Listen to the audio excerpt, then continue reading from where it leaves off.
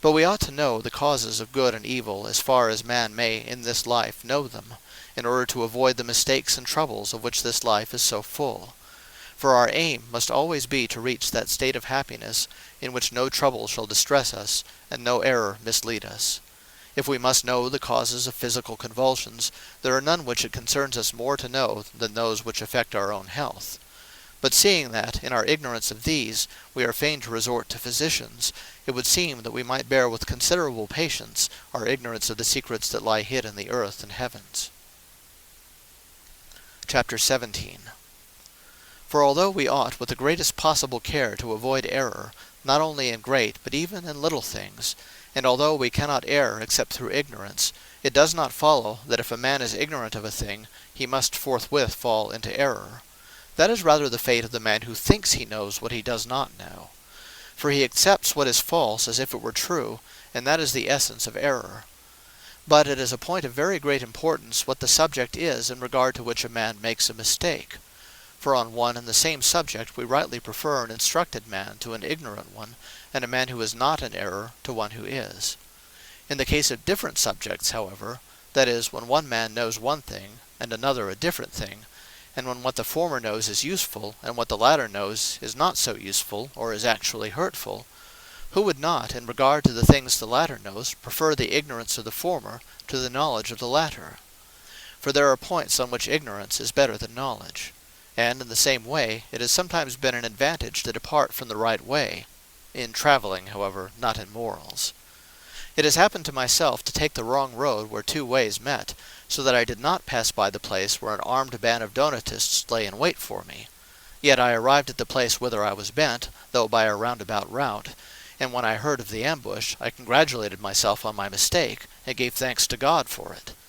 Now who would not rather be the traveller who made a mistake like this, than the highwayman who made no mistake? And hence perhaps it is that the Prince of Poets puts these words into the mouth of a lover in misery: "How I am undone, how I have been carried away by an evil error." For there is an error which is good, as it not merely does no harm, but produces some actual advantage. But when we look more closely into the nature of truth, and consider that to err is just to take the false for the true, and the true for the false, or to hold what is certain as uncertain, and what is uncertain as certain, and that error in the soul is hideous and repulsive just in proportion as it appears fair and plausible when we utter it, or assent to it, saying, Yea, yea, nay, nay. Surely this life that we live is wretched indeed, if only on this account, that sometimes, in order to preserve it, it is necessary to fall into error. God forbid that such should be that other life, where truth itself is the life of the soul, where no one deceives, and no one is deceived. But here men deceive and are deceived, and they are more to be pitied when they lead others astray, than when they are themselves led astray by putting trust in liars.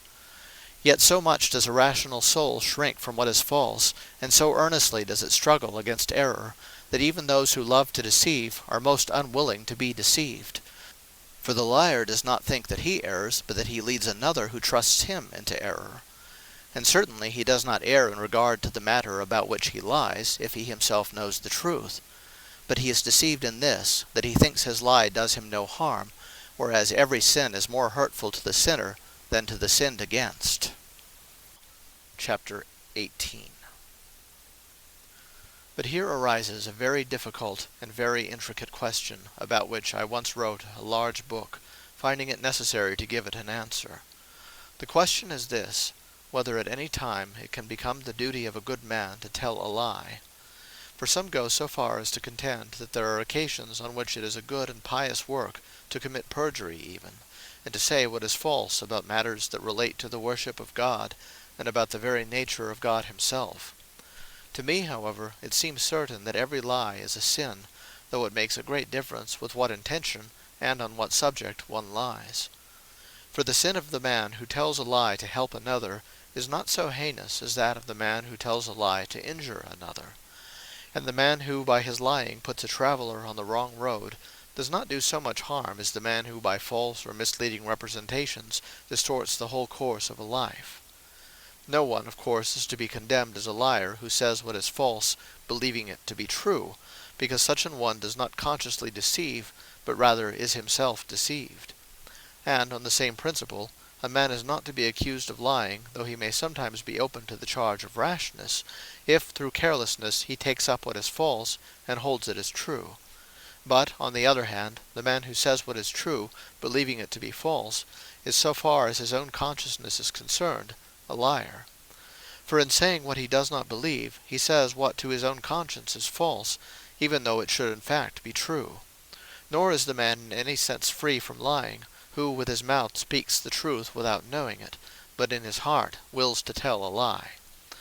And therefore, not looking at the matter spoken of, but solely at the intention of the speaker, the man who unwittingly says what is false, thinking all the time that it is true, is a better man than the one who unwittingly says what is true, but in his conscience intends to deceive. For the former does not think one thing and say another, but the latter, though his statements may be true in fact, has one thought in his heart, and another on his lips. And that is the very essence of lying. But when we come to consider truth and falsehood in respect to the subject spoken of, the point on which one deceives or is deceived becomes a matter of the utmost importance. For although, as far as a man's own conscience is concerned, it is a greater evil to deceive than to be deceived, nevertheless it is a far less evil to tell a lie in regard to matters that do not relate to religion, than to be led into error in regard to matters the knowledge and belief of which are essential to the right worship of God. To illustrate this by example, suppose that one man should say of someone who is dead that he is still alive, knowing this to be untrue, and that another man should, being deceived, believe that Christ shall at the end of some time, make the time as long as you please, die. Would it not be incomparably better to lie like the former than to be deceived like the latter? And would it not be a much less evil to lead some man into the former error than to be led by any man into the latter? Chapter 19. In some things, then, it is a great evil to be deceived. In some it is a small evil. In some no evil at all. And in some it is an actual advantage. It is to his grievous injury that a man is deceived when he does not believe what leads to eternal life, or believes what leads to eternal death. It is a small evil for a man to be deceived, when, by taking falsehood for truth, he brings upon himself temporal annoyances. For the patience of the believer will turn even these to a good use, as when, for example, taking a bad man for a good, he receives injury from him. But one who believes a bad man to be good, and yet suffers no injury, is nothing the worse for being deceived, nor does he fall under the prophetic denunciation, "Woe to those who call evil good." For we are to understand that this is spoken not about evil men, but about the things that make men evil. Hence the man who calls adultery good falls justly under that prophetic denunciation. But the man who calls the adulterer good, thinking him to be chaste, and not knowing him to be an adulterer, falls into no error in regard to the nature of good and evil, but only makes a mistake as to the secrets of human conduct. He calls the man good on the ground of believing him to be what is undoubtedly good.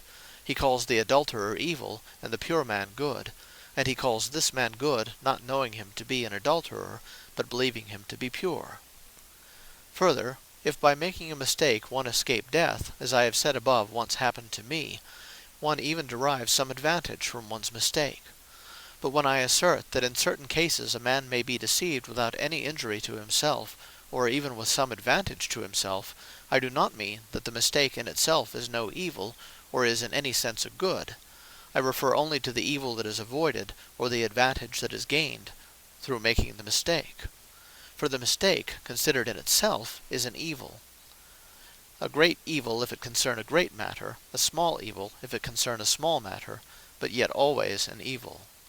For who that is of sound mind can deny that it is an evil to receive what is false as if it were true, and to reject what is true as if it were false, or to hold what is uncertain as certain, and what is certain as uncertain? But it is one thing to think a man good when he is really bad, which is a mistake. It is another thing to suffer no ulterior injury in consequence of the mistake, supposing that the bad man whom we think good inflicts no damage upon us. In the same way, it is one thing to think that we are on the right road when we are not. It is another thing when this mistake of ours, which is an evil, leads to some good, such as saving us from an ambush of wicked men. Chapter 20. I am not sure whether mistakes such as the following, when one forms a good opinion of a bad man, not knowing what sort of man he is; or when, instead of the ordinary perceptions through the bodily senses, other appearances of a similar kind present themselves, which we perceive in the spirit, but think we perceive in the body; or perceive in the body, but think we perceive in the spirit. Such a mistake as the Apostle Peter made when the angel suddenly freed him from his chains and imprisonment, and he thought he saw a vision. Or when, in the case of sensible objects themselves, we mistake rough for smooth, or bitter for sweet, or think that putrid matter has a good smell; or when we mistake the passing of a carriage for thunder; or mistake one man for another, the two being very much alike, as often happens in the case of twins. Hence our great poet calls it a mistake pleasing to parents.